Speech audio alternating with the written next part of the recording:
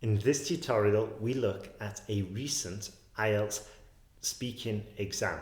We look at part 1, part 2, part 3. This speaking exam comes from May 2018, so it's very recent and very useful.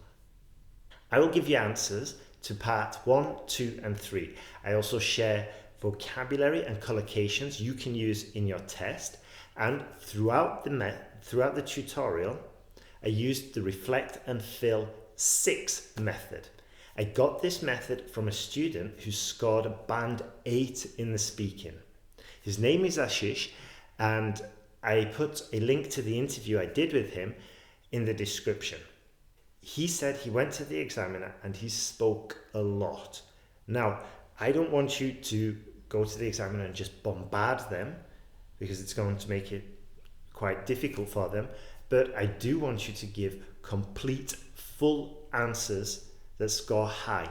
And using this method, you will be able to. By the end of this video, I want you to be able to give full and complete answers that score high. Now, in a second, I will tell you this reflect and fill 6 method.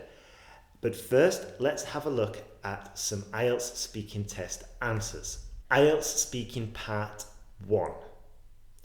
What is your name? Can I see your ID? Where are you from? Do you work or study? Standard questions. And then we might get some more questions that help you just warm up. One of them could be, have you ever been on a boat? My answer, yes. I love sailing, but unfortunately I get seasick. A few years back, I once started a sailing course, but after the first 10 minutes, I realized I was getting seasick and nauseous. Next question. Would you take a vacation on a boat? I probably wouldn't. No, I don't think it's for me. It would be quite restrictive, I think. Although I did read a story online about a man who had been living on a boat for 3 years on a big cruise ship.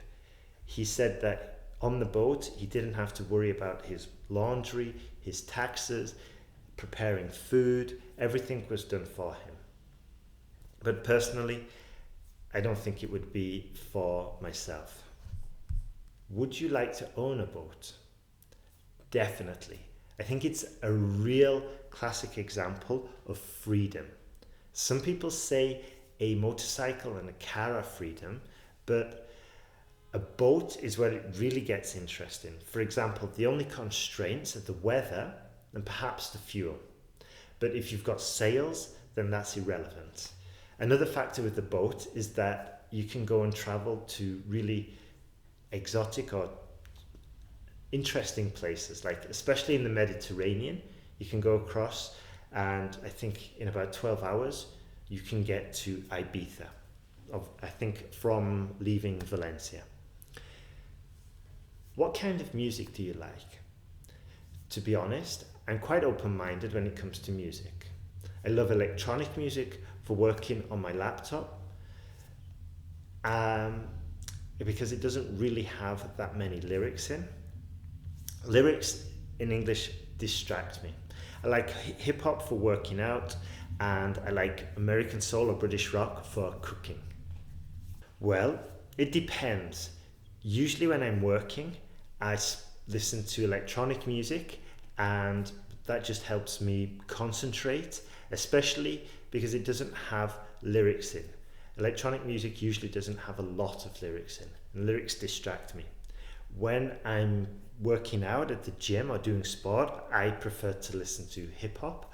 And when I'm cooking, I like American soul music and like Motown and stuff. And also British rock music is good for when I'm cooking. But nowadays, I usually listen to more educational material and make use of the time and listen to, quality podcasts like IELTS Podcast. Now, let me jump into the reflect and fill 6 method. And I've been using this method for my part 1 answers, although only very briefly, because in part 1, we want to just move the conversation along. We don't want to give like just blow the examiner away with our ability. We're just warming up. That's the purpose of part 1. So, reflect and fill 6 method. The first part is to reflect the question, reflect the tense. So if the examiner asks you in the past tense, did you used to work a lot while you were at university? Then you have to recognize the tense and then reflect it back to the examiner. No, I didn't have to work a lot while I was at university, for example. Would you like to own a boat? No, I wouldn't like to own a boat.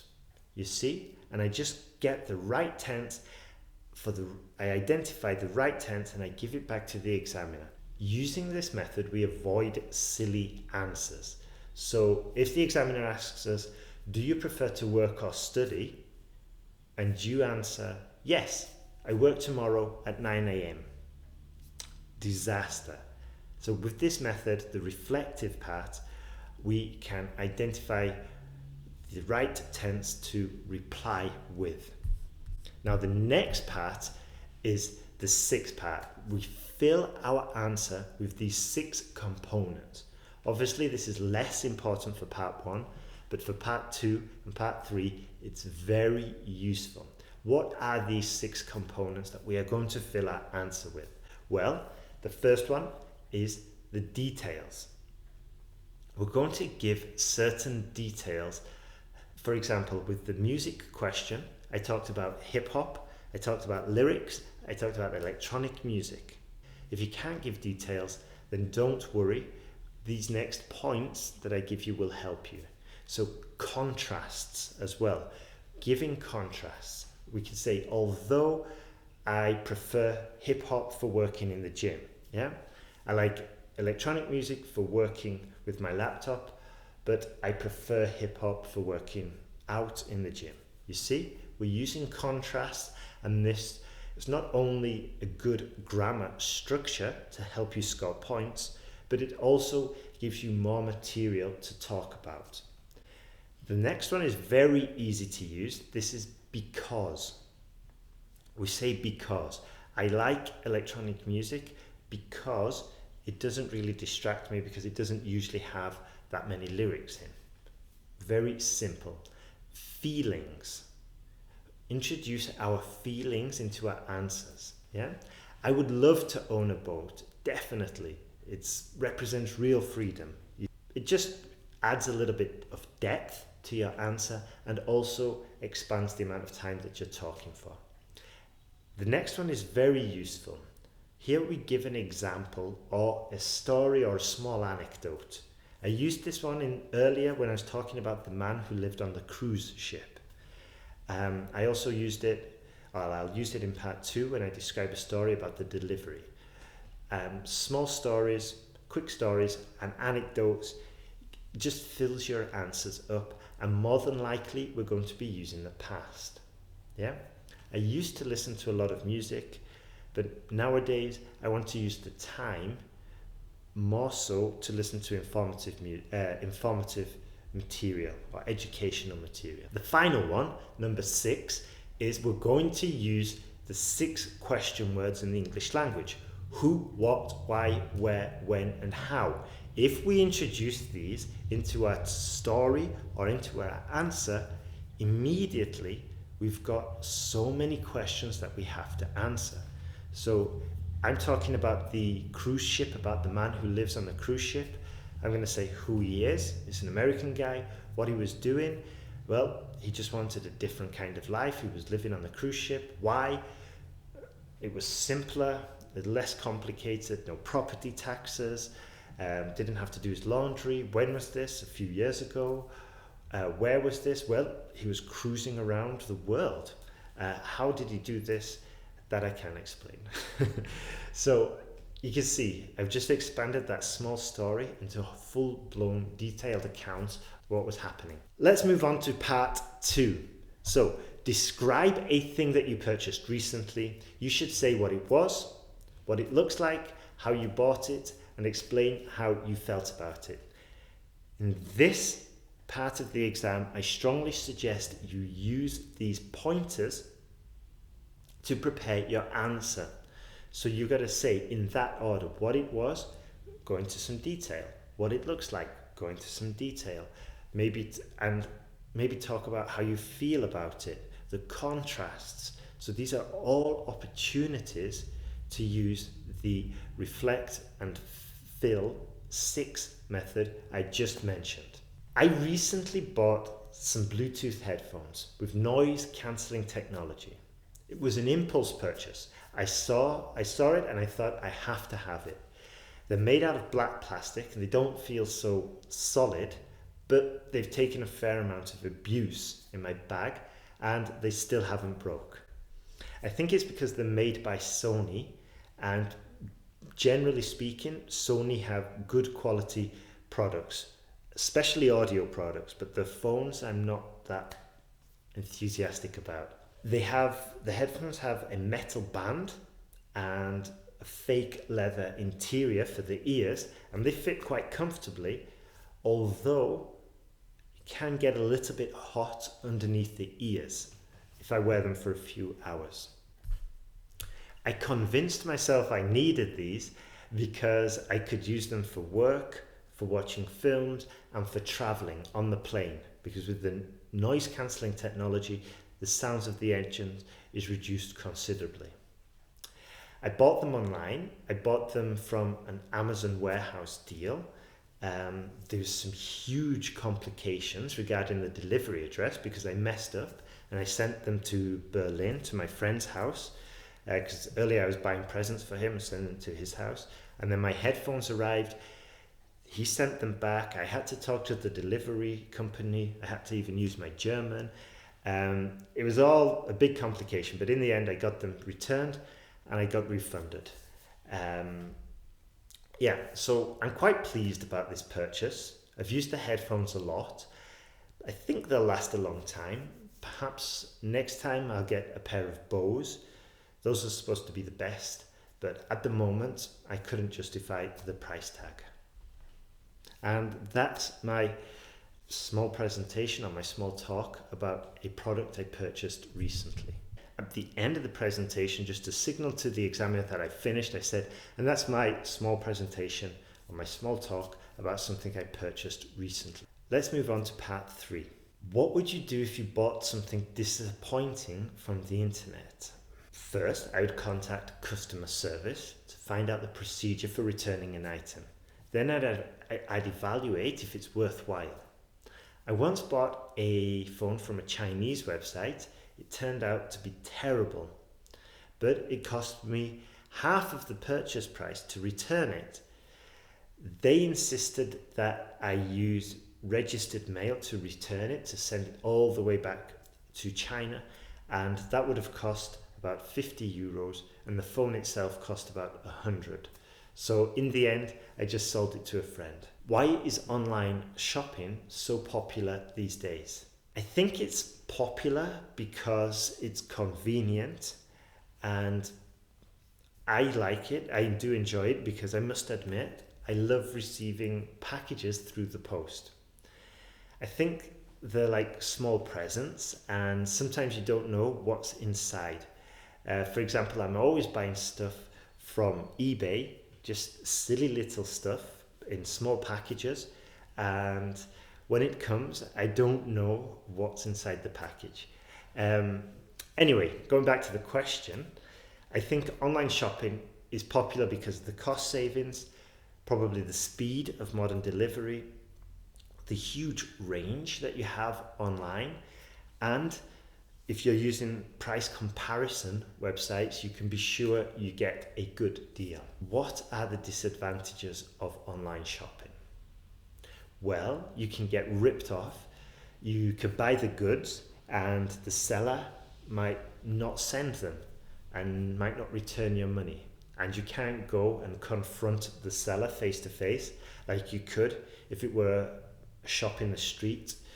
So that's a big disadvantage. So I think this is why it's important to use Amazon or PayPal or eBay, because it's quite easier to to sort out any problems or difficulties if you do have them. Also, if you buy from a local shop, you can talk to the assistant and you can actually feel the product and you get it almost immediately. Whereas if you buy online, you can't actually hold the product, so you don't know how much it weighs or what it feels like, and you can't really get that much advice as towards the purchase. You know, if you're buying paintbrushes, the shop assistant could say, this is for acrylic, probably last you a month, but afterwards it's going to break. Online, you don't get that kind of advice. Why is consumerism changing? Well, I guess there's a lot of changes nowadays. We have online commerce growing. We have new cultures entering the global marketplace. For example, China was closed from around the 1950s, and over the last 40 years, it's really opened up. I think another big trend is that with the packaging industry, that nowadays we only use the package once and then it's just thrown away, which is quite sad, but it's just one of those trends that's changing. Another big change is planned obsolescence, and this is where the product is designed to break after being used 1,000 times. This is especially frequent in electronic products, and it's quite sad, especially if we consider the environment and the resources and material being used for these products. So I guess there's lots of changes, and we could just summarize these with new cultures, new packaging, new products, and I guess new business strategies. Next question. Why do people replace things rather than repair them? I think there's a lot of reasons for this. Firstly, products have become increasingly more complex, so it's even harder to repair them. Nowadays, cars have so many electronics in them, and I think this is only going to increase. Like, for example, my friend, he goes off-roading in his Jeep, and he always buys old cars, old like 4x4s, because these can be repaired if he's stranded in the countryside. Whereas if you buy a brand new one and it breaks, it's very difficult to repair. So I think the complexity of the product is one of the reasons why people usually replace them. I think also as well, it's just easier. I said this before, but it's easier just to go downstairs or go into the city, pick up an iron, pay $20, $40, whatever, bring it home, job done. Rather than take it apart, reassemble it, look online for the instructions. And I think a big part of this is that nowadays we are time poor. We don't have the time to learn how to repair it, to get the special tools, and then to spend time researching how to repair it. It's just much quicker, easier, simpler to buy it a new one. So there we go. And I must admit I'm quite exhausted now from doing all this talking, doing all these questions, these answers. But hopefully you found that each time I used a technique from the exam finished, I must admit I'm quite tired now. It is exhausting, and that's even speaking my own language. So what I want you to do now is write down in the comments below which technique you found the most useful, which one you're going to use. And my final piece of advice is that you can use these techniques in your everyday speech. You can give a contrast when you're answering. You can introduce your feelings. You can use a small anecdote. And if you're speaking in English, then it's definitely a good idea to do this, because then when it comes to the exam, it'll just seem much more natural. Now, as I said, if you enjoyed the video, please let me know, give us a thumbs up, or put down in the comments below which technique you're going to use and why you liked it. My name is Ben Worthington. Have a great day, and thank you for watching.